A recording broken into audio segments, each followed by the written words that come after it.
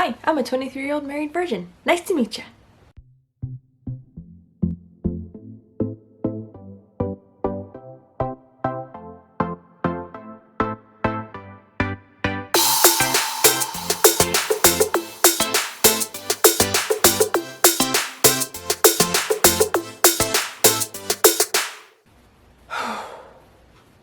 Where to start?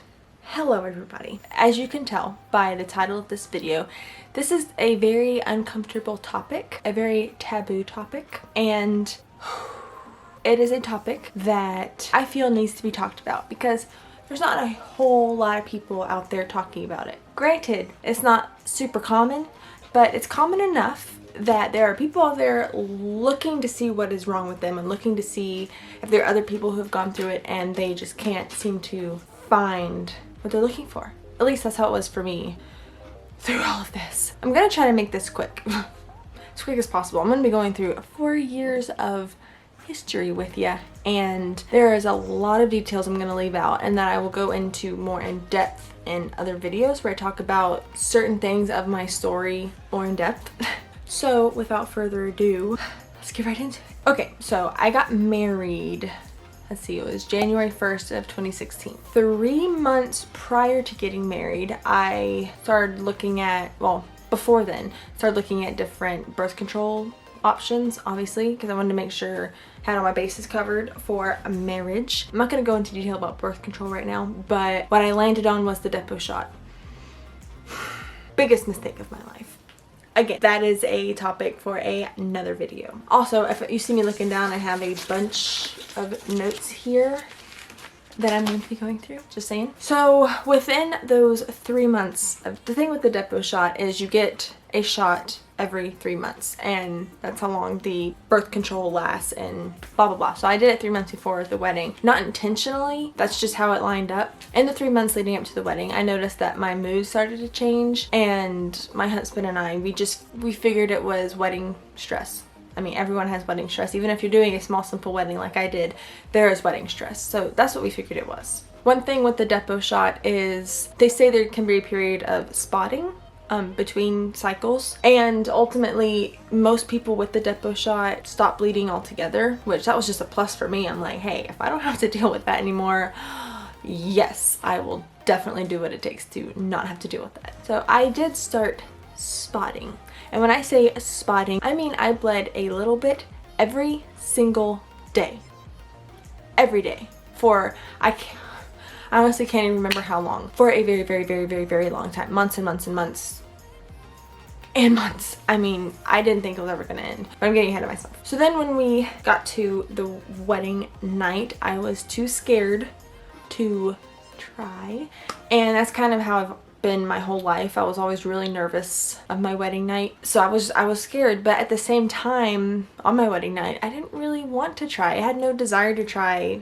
and again I just chalked it up to being nerves and stress. So I found an amazing man, and he was very kind and not forcing me at all, not trying to pressure me. He was like, that's fine, I understand, we don't have to worry about it yet. So blah blah blah, skipping through. So a few months passed, and through those few months we were trying, but it was painful, which I kind of expected because I was always told your first time's painful. So I was just like, I'm just a scared person. I have a very low pain tolerance, and I just couldn't push through it, and I was just scared. That was a big thing. I was just scared. But it got to a point where it was really painful, and so of course that's hard on me, and it's also very hard on my husband. I mean, you don't want to be doing something like that and the person being in pain. Like, that kind of messes up the mood, you know, as it should. So because of that, we started seeing doctor after doctor after doctor before finally finding our God-sent angel doctor. Again, there's some details in there that I will leave for another video, but when we finally went to this other doctor, he was a miracle, just a miracle. When we finally went to this doctor, he instantly found the problem that I had. Vestibulitis. That's a big word. It's a mouthful. Vestibulitis. Specifically, vulvar vestibulitis. According to medicinenet.com, vulvar vestibulitis is the inflammation of small glands in the entrance to the Vulvar vestibulitis is the most common physical cause of painful intercourse in young women. In roughly half of cases, the condition appears due to a rare form of a gene that regulates inflammation. That is a very, very, very broad definition. There are other places. I'm not going to search high and low for more definitions, but what it is it's basically like a bunch of, I think, micro fractures. No, basically it's a bunch of little tears happening there, and it is more painful than it sounds. I'll go into more detail in another video because this will just make this so long, but that's what I had. So the only cure for that is surgery. So I needed surgery. From that time, the surgery I needed was going to be like 6 to 8 weeks later. Which that's really hard when you finally know how to fix the problem you've been having and you have to wait that long. It sucks, but what are you gonna do? After the surgery, I had a very strict bed rest of 2 weeks, although I should have stayed on strict bed rest for 3. It was a pretty bad recovery. But when I say strict, I mean strict. And I'll get into that another time. And through the whole recovery period, home life was pretty bad. And I'll get into that in another video. But we were struggling. After I was finally recovered, we tried many times with no success. Upon one of my post-op checkups, which is just the checkups you have after surgery, my doctor noticed some redness, irritation, and like a rash due to the depot shot, so he wanted me to come off of it. Unfortunately, I couldn't just stop it because I literally, like a week or 2 before that, got a shot for the depot, so I had to wait 3 months till it would be out of my system. That is a recurring theme you will find in my story, is the waiting and waiting and waiting and so much time to just be like, all right, just sit and wait and see if this works, or sit and wait for this to be done. And it's annoying. As we waited those 3 months to stop the depot, we kept trying and trying and trying and trying, again with no success. The more we tried, the more we failed. We finally started to really try to analyze why it wasn't working, like what was stopping this from happening. And at the time it seemed to be because of tightness. Like it's like it felt like this wall that there was no getting through, and it just didn't feel right. It's like what it turns out is those muscles down there can be extremely strong, and sometimes, especially with my condition, you can't control them yourself. We'll talk about that coming up. So we talked to my amazing doctor about it. He suggested that I come in for an exam to make sure that nothing was wrong, but he suggested that we try Botox injections. The Botox injections would help to calm the muscles down because what's happening is they're involuntarily spasming, and so he suggested doing Botox to force them to calm down. He did do my exam, everything was fine, so we wanted to go ahead with the Botox.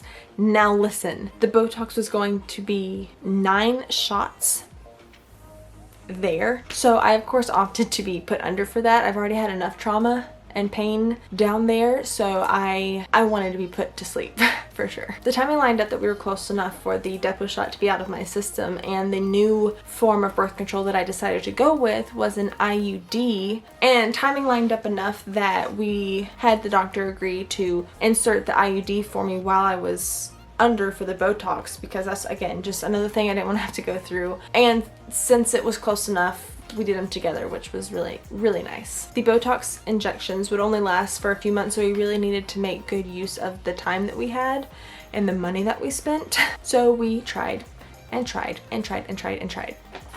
No success. Shocker. So again, we needed to analyze what wasn't working this time. Turns out now I was feeling pain again. It wasn't the same kind of pain that I had before my vestibulectomy, but it was similar. So of course we talked to my doctor again, and he said it sounded like we needed to do round 2 of the vestibulectomy surgery, and that this was another part, stuff that was closer to the urethra, and it was something that you wouldn't be able to see or even be able to do before the first surgery, so we didn't waste any time or money by doing the other surgery that needed to be done no matter what. And sometimes people will also have problems with this area and sometimes they won't. Lucky for me, I had trouble with it, so we needed to do a second vestibulectomy surgery.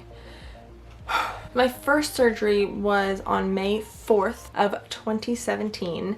This next surgery was early September of 2018. We got married January 1st, 2016. It has now been coming up on 3 years. With the second surgery, I still needed 2 weeks of bed rest, but it wasn't quite as strict because it wasn't going to be quite as painful and there wasn't as much that got worked on. So the recovery was going to be a little easier and a little faster this time. Recovery was still hard, but it was definitely easier than my first surgery. Fast forward a year and there was still no success.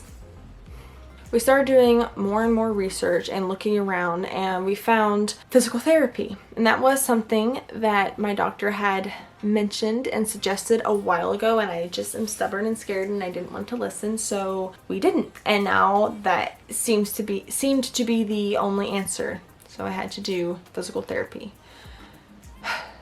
Let me just fill you in a little bit on my personality. I am a very shy, very private person, especially when it comes to that area. And so this is just a complete nightmare for me. So we found a really good physical therapist. I was very, very happy with them. They did quite a few different things on me, and I can go into that in another video if you want. But basically the main focus was to stretch me out, because now what my problem was vaginismus, and that is basically involuntary contracting of muscles, and it's usually due to a trauma. And I didn't have any sexual abuse or anything like that, which is a lot of the times what causes something like this, but mine just came from all of the trauma I had with surgeries and pain, and it turned my involuntary response into not letting anything happen, and so my muscles would just tense up, and that was its way of protecting itself. And that's just one of the ways that the body is amazing and also stubborn and annoying. So I already owned a few dilators, and I mean, obviously I never used them on my own because I did not like it and I'm stubborn, and so I would never do it on my own, which is why we decided to go to physical therapy, even though it was so expensive. I needed someone to push me, and because I was not going to do it myself. I just couldn't. And it was painful and uncomfortable, but the physical therapist really helped me out. We went for maybe a month and a half, but then holidays hit and we didn't really have a lot of time. So we took some time off, and then I had some things happen. I had a UTI come on, I had a yeast infection come on. Like, so many things just kept getting in the way. So when those things finally left, because they came around the same time, I didn't want to go back. It took a lot of time away from work and it was really expensive. And now that I had experience and know what they were doing, I decided to try to do it on my own, which was hard. I was not good at doing it every day, and I was good at finding excuses, that's for sure. Bringing us to the present, I am still working on that. I want to say a month ago, I decided that I know how I work, and I know that just trying to do this until it finally got better was just not working for me. It's basically working indefinitely towards this goal and doing something that I hated doing,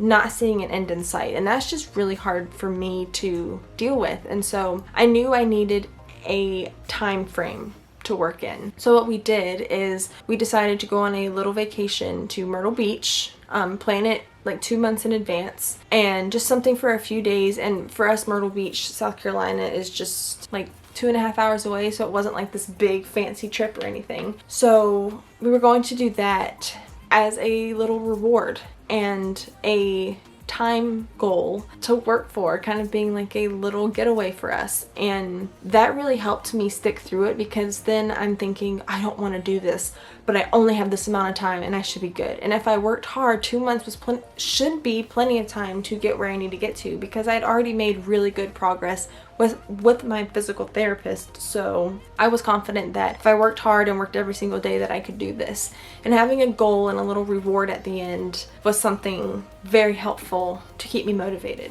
So the trip is planned for the end of March, and at the time of this video, that's like, I think two-ish weeks away. By the time you're seeing this, it might be a week away. So I will let you know.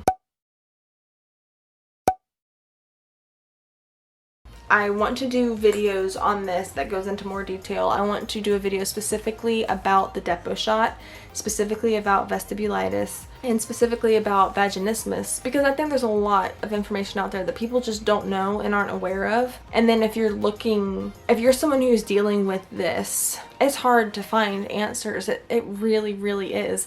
And there's surprisingly so many doctors who don't know what this is, and that's scary.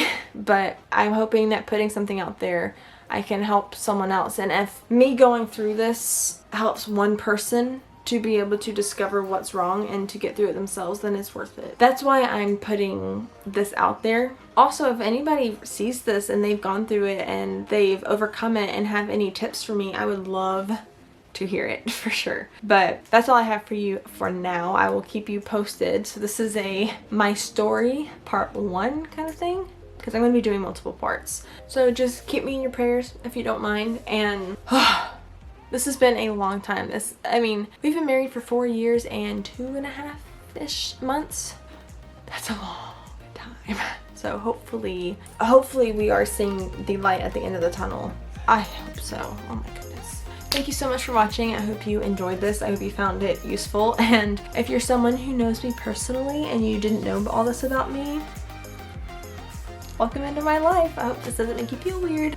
I would love it if you would share this video and try to get awareness of this kind of stuff out there, because there are so many people who don't know they have this, and there's so many people who have it and no one knows they have it, because this is a very private, personal matter. You don't usually share it with the world, but I want to, because I want to try to help other people in my situation. It sucks doing alone, or even me and Tony, like, I'm not alone, but alone in the sense of we went through years of not knowing what it was, and so we felt alone, and that's not fun. So share this with someone you think it might help, or just with the world, and someone will come across it. Be sure to give this video a like if you think it was informative. Be sure to subscribe if you haven't already, and if you want to know how the story goes and see more about this kind of stuff. And if you have any questions, be sure to leave them down in the comments below, and I will definitely answer them for you. Thanks again for watching, and have a wonderful day.